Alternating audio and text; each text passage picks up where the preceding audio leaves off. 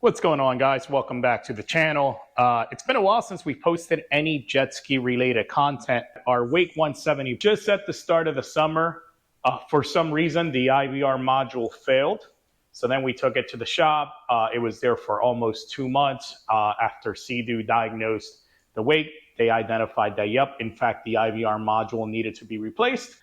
They replaced it, even though it took about 2 months. But if luck has it, once we got that SeaDoo back, we were out on the water for the first time testing it, and my RXTX 300 decided that it was also going to have an IBR failure. On our RXTX, however, the IBR failure was extremely different than the Wake, where the Wake was the module just stopped working altogether or receiving a signal. Our RXTX, it seems like the motor has gears inside of it, the motor stripped. So even though the IBR, you would hear the motor and everything would function, the bucket or the basket would not drop in the water as if the gears were totally stripped. A couple of days ago, we picked up the RXTX from SeaDoo again. They put a brand new IBR module in here. Everything seems to be operational. However, our RXTX is still on with the factory battery.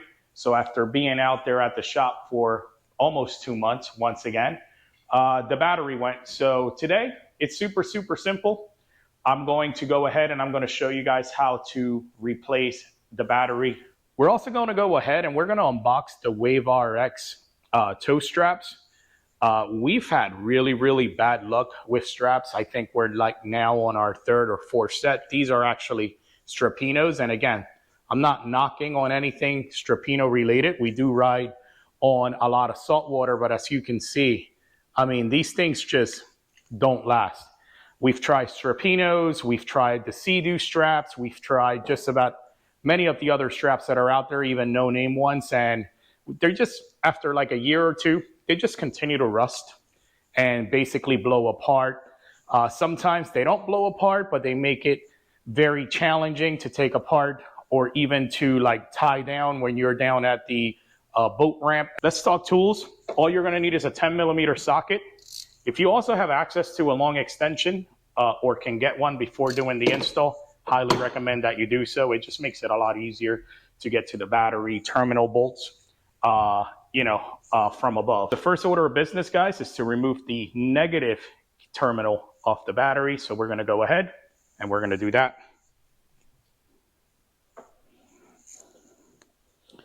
Hopefully you guys can see it, and I'm using this new lavalier mic, so I'm hoping that the audio sounds decent enough. But anyway, this is your negative cable here on the right, your positive cable's on the left right there. So what you want to do is you want to loosen up this negative cable here. They're usually not too tough to get out. As you can see, I barely had to give that any torque whatsoever. But then you're going to want, after you loosen it up, just get down here and use your hands, and should come right off. Also, you don't want these things to like fall underneath there. Good luck finding them if they fall underneath the engine. So I always like to basically use my hands to remove it once I break them loose. I don't know. I just don't want any bolts just lingering in my engine compartment here. But anyway, guys, we're going to go follow the same process now with the positive cable. So let's get that going. They're never going to be, and they shouldn't be too tight. So make sure when you're putting these back on that you don't over tighten them. But anyway, now we'll just use our hands and remove the rest. So one thing I just noticed, this is slightly different than our Wake 170 tray holder. And to be honest, it makes far more sense. So on the Wake, this strap here, this little black strap that holds the battery, goes across the battery from top to bottom. It seems like on this one here, the strap goes from left to right. So as you can see, if you go all the way down here, all the way next to the battery, you're going to see a little like metal bracket holding the strap. The trick is you got to pull that down to unsnap it from a little groove that is holding this on. And I'll show you guys when we take the battery apart. What I always find to make this job much easier is rather than messing with this strap right now, I just push it out of the way, as you can see here, to free up the battery. And now I can get that little strap loose. So you saw what I did? I didn't bother like forcing it or anything else. I literally just slid it off the battery first. And then obviously to install the battery, we're going to have to loop it around and then snap it into that little groove, which I'll show you once I remove this battery, since it'll be easier to see. Now all you want to do is graft this battery. Again, super easy to do it, but it can be a little pain in the butt to just maneuver this thing out of here just because of the counterweight and just the tight areas. But, you know, we got to get in there with our hands, and we just got to pull the battery up and get it out of the way. All right, now with the battery out of the way, I'll come down here and I'll show you. So this is the strap. As you can see, there's a little, and I'm sorry if it's too dark in here, but anyway, there's like a little plastic little hump or clip area here, and this just loops around it and it holds the battery in place. So super easy. You guys will see it when you guys are doing it. All right, so after some extensive research, I decided on the Mighty Max battery. You can find this battery on Amazon for about $80. Batteries can get expensive, and at the end of the day, batteries, you're probably only going to get about 2 years out of these things, and that's if you plug it in on a tender every single night. So I didn't want to spend a lot of money on the battery for this particular unit here, since it seems like every 2 years we put in a new one anyway. And from everything that I read online, it seems like these things don't last more than 2 years. I'm sure if I lived up north in colder weather, maybe I'd probably even get less. But, you know, we ride all year round down here. On the Wake, we decided on, I want to say it was a Duracell battery that they recommended at Batteries Plus. I think it was like $175, and quite honestly, probably overkill. But anyway, this battery gets good reviews. The one thing you want to make sure is that when you're choosing the battery, they have a YTX20 without the L. Make sure you get the L.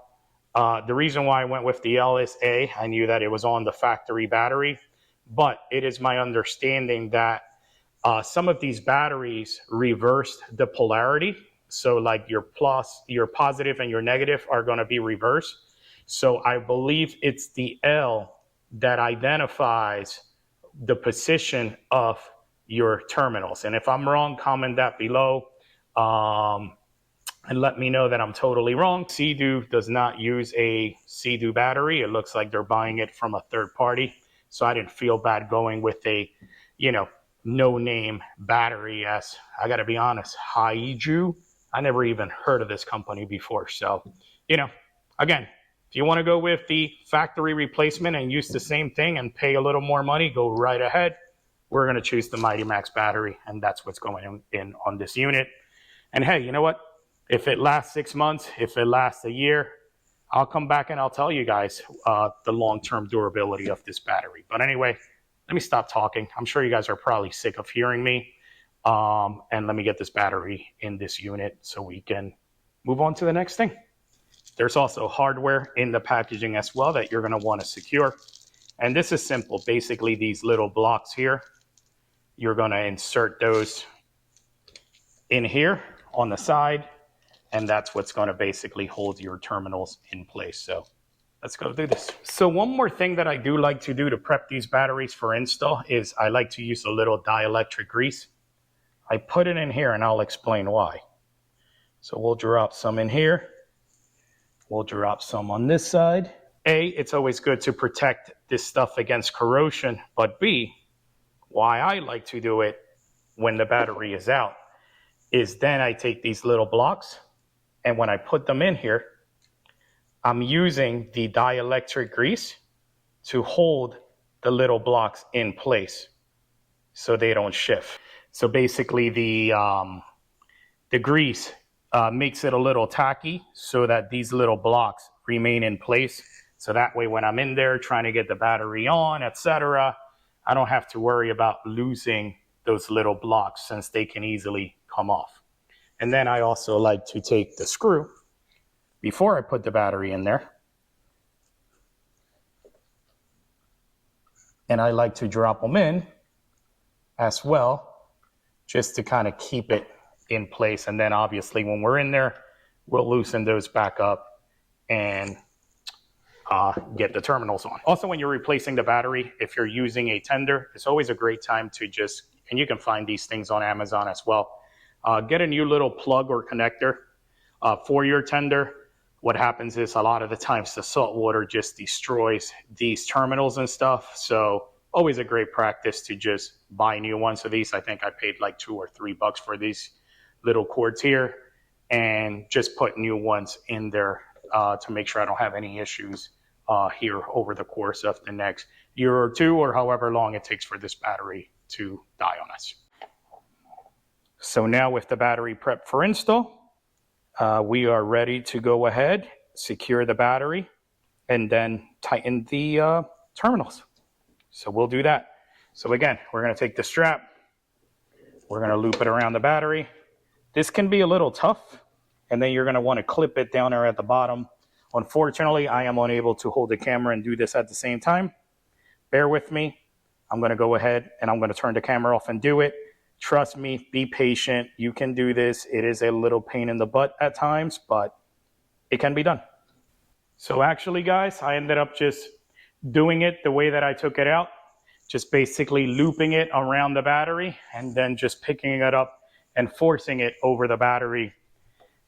And it happened pretty quick. So now we're set for the terminals.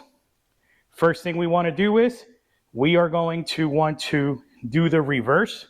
So when we first started the job, we started with the negative. Now we're going to want to hook up the positive terminal first. All right, guys, first and foremost, I apologize for the noise in the background. Somebody's doing a little power washing. But anyway, I went ahead to save you guys time. I've connected the positive terminal and the negative terminal. I've also put a generous amount of dielectric grease on there for it, as well, just to make sure that obviously it keeps the terminal protected against the elements. And like I said, I also added or reinstalled, but a brand new little adapter here for our battery tender. And again, you don't have to do that if you already have one that's in good shape. I just kind of like, hey, new battery, might as well replace this little adapter as well, as I know corrosion gets the best of it. So again, with the positive and negative cable fully secured, we are going to go ahead and we're going to go back to the front of the ski. We're going to put the key in the ignition and we're going to make sure that we have power. All right, so far so good. Oh gosh, I got to get some gas next time I ride this thing.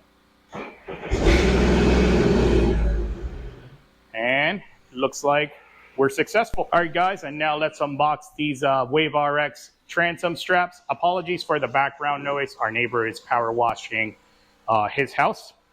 But anyway, like I mentioned at the beginning of the video, here's another example of what happens to these things over time. As again, these were strapinos. These lasted actually about, I'd say, a year and a half or so, but as you can see, the salt water just destroys them. So really, really pumped about this solution. It is my understanding that they're super easy to use and that I will no longer have to worry about some of the mechanical issues that I've had with the previous straps. And again, this isn't a stab at strapino. These were great. We've had SeaDoo ones that did the same thing. As you can see, this one here looks like this one here. Oh, no, we don't have to cut this one, but that one's also destroyed. It's just the salt water just destroys all of these things. So again, let's unbox these here first, and then we're going to go ahead and try to use these for the first time to see what life is like with these. Looks like they give you a nice little keychain. That's pretty cool. I bought the 4-pack. They do have a 2-pack and a 4-pack. These are the 24-inch ones, so I'm hoping that that'll be enough to get this thing strapped down on our trailer. Now, I do know that there's the ones that actually hook up to the trailer that I know Strapino makes a set and things like that. I absolutely hate our trailer. I bought this trailer like right after the pandemic, so the options were very, very limited. So my goals are to ultimately at some point upgrade trailers, maybe go with an aluminum 2-place trailer, and get the actual straps that strap onto the trailer. But anyway, really, really excited. Let's try these things out and see how it works. All right, so we're gonna go ahead and we're gonna start with this one here. I went ahead, I looped the one here on the hull. I looped the other piece here next to the transom strap attachment on the trailer. What you wanna do is this little flap here, you wanna lift it up. And then you're just gonna wanna pull down, as I'm doing right now. Once you pull down on that, you drop this. That locks it in place. Whoa, that's solid. And then what you do is you loop this little WaveRX cover over it to prevent this from popping back up. And that is it. Man, this is gonna make life a lot easier. Why didn't I get these things earlier? And then to undo it, what you wanna do is release here. Then you're gonna wanna lift this tab up and you just move up and that's it, you're fully loose.